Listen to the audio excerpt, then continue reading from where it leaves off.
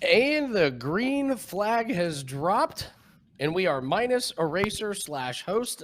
Steve Merrill is traveling today, so we're gonna push on and do the show without Steve. He is here in spirit.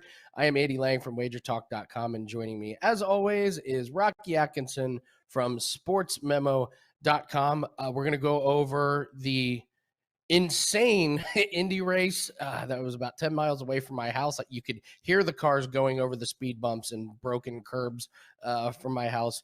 And then we're going to talk. We're getting close to playoffs, Rocky. We got Michigan, and then we got the dreaded restrictor plate race. So we've got a lot of implications going on. So I'll just go to you first, Rocky, if you want to give us a recap playoffs of the race. Anything you got with 2 races left in the regular season. Yeah, Andy, what a crazy, crazy race it was. Sometimes change is good, and sometimes it's not. And NASCAR's made many changes this year, including bringing in several new road course tracks. While I've made a lot of money on road courses, I'm not a huge fan of actually watching road course racing. But I liked it when it was just Sonoma and Watkins Glen. So I'm not sure about this Indy road course anymore. But anyway, AJ Allmendinger gets his first win of the year. He is running a limited amount of races, so he's not eligible for the playoffs. Had to kind of look that up to see exactly what was going on there. But he only led the last 2 laps of overtime to win it, but that's all it takes. Denny Hamlin was leading when Chase Briscoe spun him out. And we talked about it last week about Briscoe would run well here, and he did, but a penalty late in the race sent him back to a 26th place finish. Ryan Blaney finished second. That was my top play last week, as I had Ryan Blaney over Austin Cindric, so we did cash our top play. It was my only premium play in NASCAR this past week. Kyle Larson finished third. Chase Elliott was fourth. Matt DiBenedetto fifth. Kurt Busch finished in sixth. Eric Jones in seventh. Justin Haley eighth. Austin Cindric was ninth. And Ryan Newman finished 10th. Tyler Reddick actually won stage 1 and 2 of the race. As we mentioned, the playoffs, we have 2 more races before the playoffs start. And I have to mention once again, 2 drivers.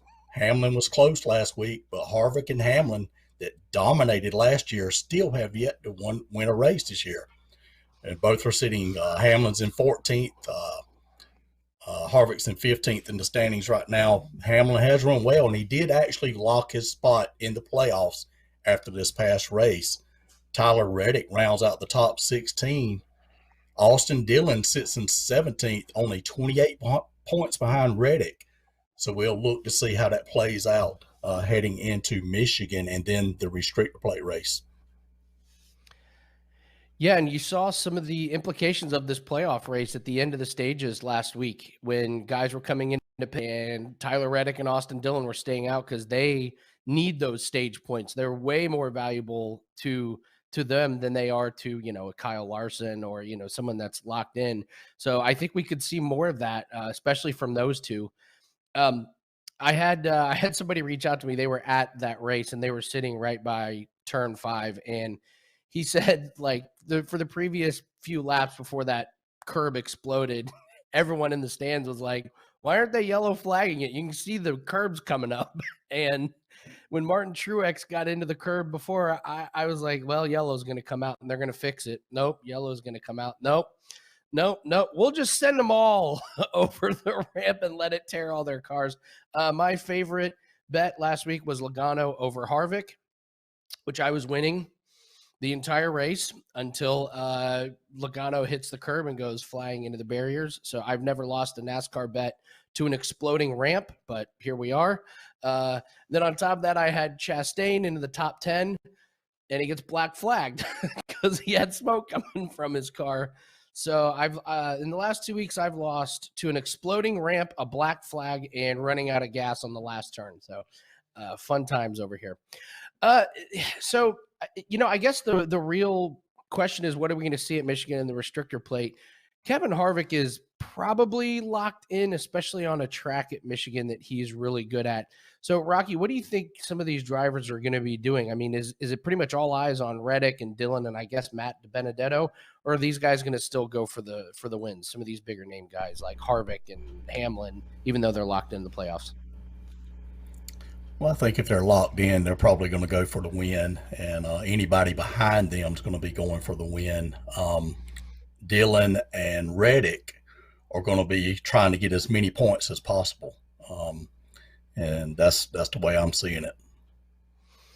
Yeah, this is a pretty easy Stenhouse Jr Award. I mean, anytime you can use the phrase "exploding ramps," that's got to be the winner. So, and what was the speed bump ramp thing that they had inside the curbs? It took out cars in the open wheel race and the Xfinity race, and they left it there. Yeah, that was an experiment gone gone pretty wrong. So, a couple things to promote before we get into Michigan. Rocky, I know you got a baseball play up today. You can find all of Rocky's picks at sportsmemo.com.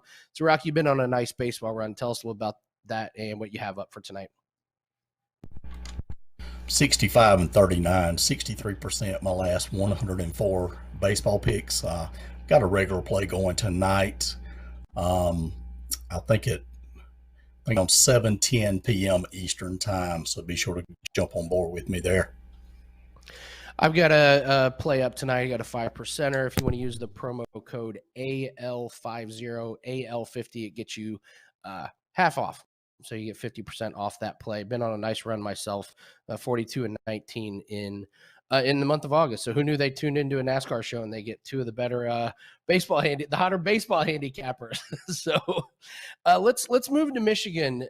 Interesting track, kind of hard to handicap in terms of comparing it to other tracks in the circuit. This is a track that Joey Logano, Kevin Harvick, and Kyle Larson have won 9 out of the last 10 races here at Michigan. Ford's won 6 straight. I was doing research. I kind of stumbled upon this. This is interesting. In the Xfinity Series, the last 3 winners at Michigan, Tyler Reddick, Austin Dillon, and Denny Hamlin. So you got 3 guys that have done well in the Xfinity Series that are going to be racing this week. So as far as handicapping purposes, this kind of feels like a track where we're looking mostly at track history just because I struggle to see what tracks really compare to Michigan. Rocky, how do you attack this one? Exactly. Michigan Super Speedway. Definitely looking at track history here. We'll throw in a little bit of momentum as well, and that'll be my formula this weekend because there's no qualifying, there's no practice. They've already set the starting lineup. That really don't factor in a whole lot at Michigan, but maybe just a tad. Well, let's get into our favorites. We're going to go over 3 of our favorites each. We got a fade, we got a sleeper, and then we each got a free play. So let's jump right into it. Rocky, give me one of your favorites that you like this week. Well, he hasn't run all that well this year. I got the H hat on this week for Kevin Harvick. We can keep saying he's due all year long, and until he wins, but he has run good here. He has 5 wins, 15 top 5 finishes, 21 top 10s, and 40 races here in Michigan. His average finish is a very solid 11.1 at this track. And over the past 3 years, he has 4 wins, 5 top 5 finishes, and 6 top 10s in those 6 races. An average finish of 2.1, which is the best among all drivers. And he's starting 8th this Sunday. So I'm definitely looking at Kevin Harvick to do well this weekend. Those stats are amazing. I mean, it's almost like Chase Elliott on these road courses. It's like, oh yeah, average finish of 2 over a big span. So yeah, this is a Kevin Harvick track if we've ever seen one. My first driver I like, I'm going to go with Martin Truex. He finished 3rd at both races last year here at Michigan. He was behind only Kyle Busch and Kevin Harvick. And 3rd best average finish over the last 8 races. So he has sustained history. It feels like he's just not quite clicking totally. He's there, but he just can't quite get over the hump to get into winner's circle. But as we know, Martin Truex is capable of ripping off a win at any time. I'm sure he's going to be up there by the front. So I'll look for Martin Truex to have a good run and probably compete for the win. He doesn't have anything to lose, so he should be going for a win here. Rocky, who's your second guy you want to talk about? We got to mention Kyle Larson. He's the Cup leader right now. He's been dominant this year. He is the Kevin Harvick or Denny Hamlin from last year. He has 3 wins, 5 top 5 finishes, and 6 top 10 finishes in 12 races here in Michigan.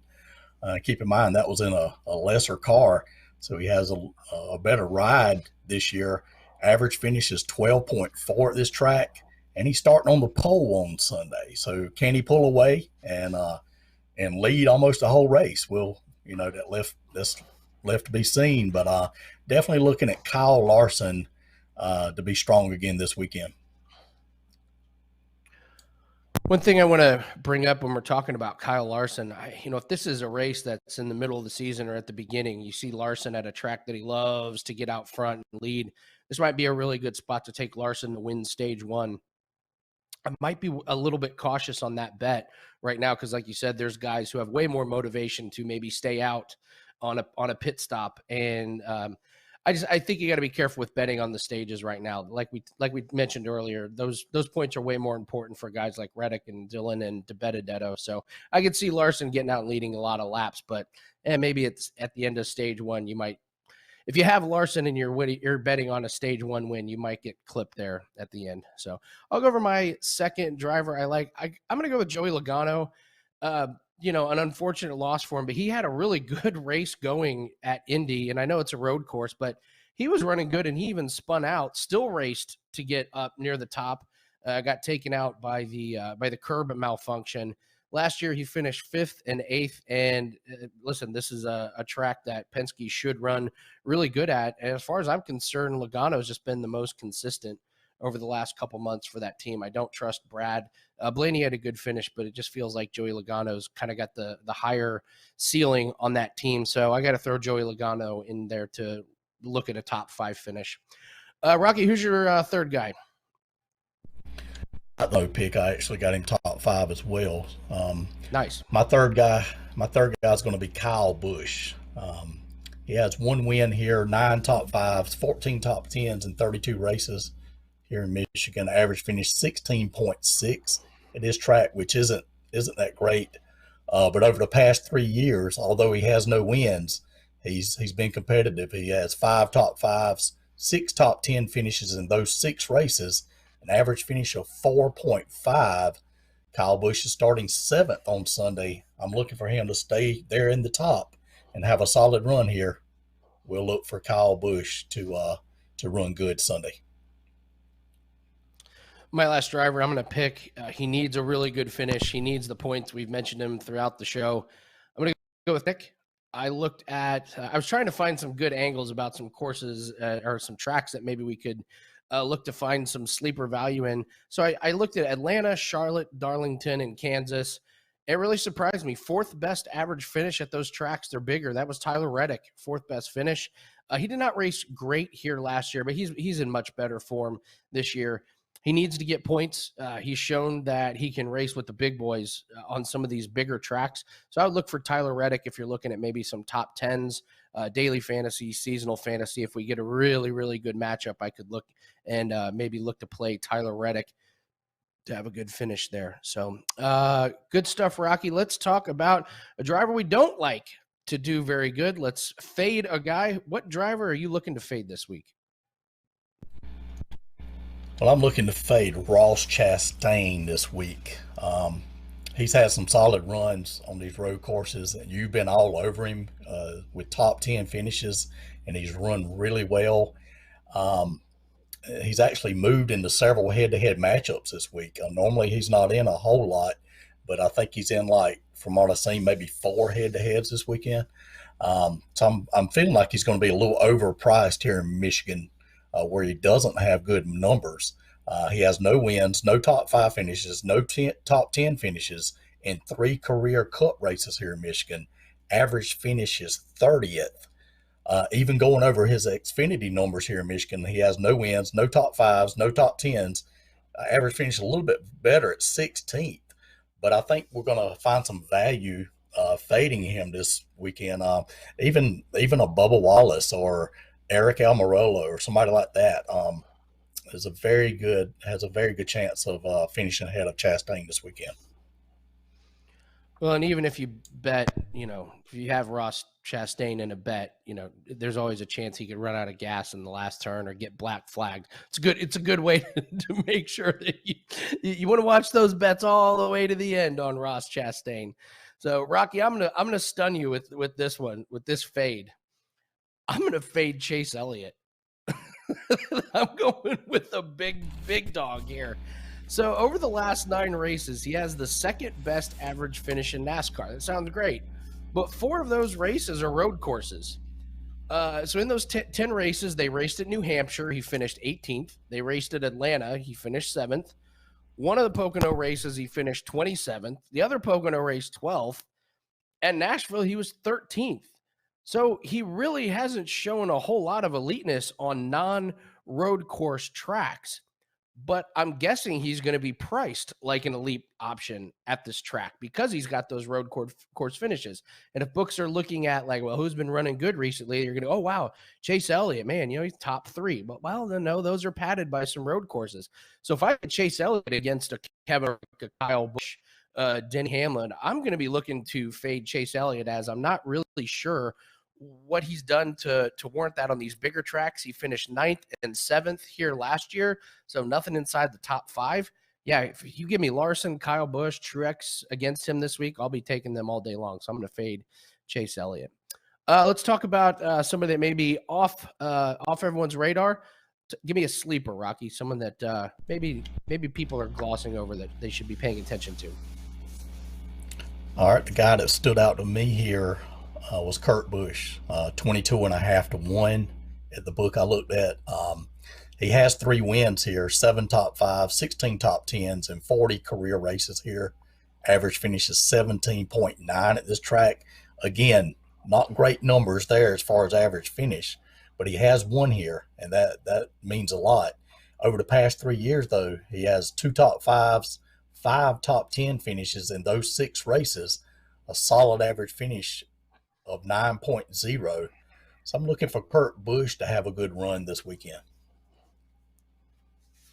I feel like we've used Kurt Busch like almost every week as a sleeper between, like, he's so underpriced all the time, every week. I don't get it, but I mean, if they're going to continue to underprice him, we'll continue to look at him as a sleeper. For my sleeper, the last time I brought this guy up, he actually won. I'm going to look at Eric Almirola. He won at New Hampshire. I said he had good history there. Last year at Michigan, both races, he averaged a finish of 11th. So if we get him in a matchup, that could be pretty good. Maybe a top 10. I bet you're going to get really, really good odds at that. I know DraftKings and some of the other books have started offering top 20. So maybe we get a good price on that. So I'll look at Eric Almirola to maybe surprise some people. So that's Rocky Atkinson. Everything for him is at sportsmemo.com. I'm Andy Lang. We're going to get to free picks here in just a second. Everything of mine can be found at WagerTalk.com. So, Rocky, let's do it. Let's give the people some actionable infotainment. Let's do free plays. What do you got for us? Free head-to-head matchup this weekend, and you mentioned him earlier in your top 3 drivers, and that got me a little excited, to be honest with you, Andy. Joey Logano, I'm taking him over Christopher Bell on Sunday. Logano has 3 wins here, 7 top 5, 17 top finishes in 24 races here. Average finish is a very good 11.7 at this track, which is 3rd best among all drivers. And over the past 3 years, Logano has 1 win, 2 top 5s, 5 top 10 finishes in those 6 races with an average finish of 8.0. On the other hand, Christopher Bell has no wins, no top 5 finishes, and no top 10 finishes in 2 races here in Michigan. Average finish 15.0 at this track. Logano's going to start 19th, while Bell starts way back in 28th. I'm going to look for Logano to finish ahead of Christopher Bell this weekend. Yeah, Logano is going to be a really, really good option in your daily fantasies. He's starting in 19th, but he's going to get points for moving up through the field. That's a great pick. I like it. I'm going to take William Byron over Brad Keselowski. This is just a straight up fade on Brad Keselowski. I mean, he's just getting worse and worse. He got in trouble last week, spun, destroyed his car. Somehow he miraculously ended up on the lead lap there at the end. His best finishes recently were at Loudon and Pocono. That was the Pocono race where everyone ran out of gas. 9 out of the last 13 races, he's finished outside the top 10. Byron hasn't done a whole lot right now, but I just know that over the years, when you find a driver that you can fade, we did this with Alex Bowman for a while, Rocky. When a guy is not clicking, you just fade him. And Byron has shown glimpses of really good stuff. He's in the playoffs. I think Brad and that team are not clicking. I'll continue to fade Brad, and I'll do it with William Byron this week. So, all right, I believe that's all we got for you today on Life in the Fast Lane. It's getting good. Michigan should be a good race, and then we're counting down to the playoffs. Should be a really good playoffs. Only a couple spots probably up for grabs to make it into the postseason for NASCAR. But we'll be here to walk you through all that and find the best way to make money for everybody. That's Rocky Atkinson at sportsmemo.com. I'm Andy Lang from WagerTalk.com. Good luck. We'll see you next week on Life in the Fast Lane.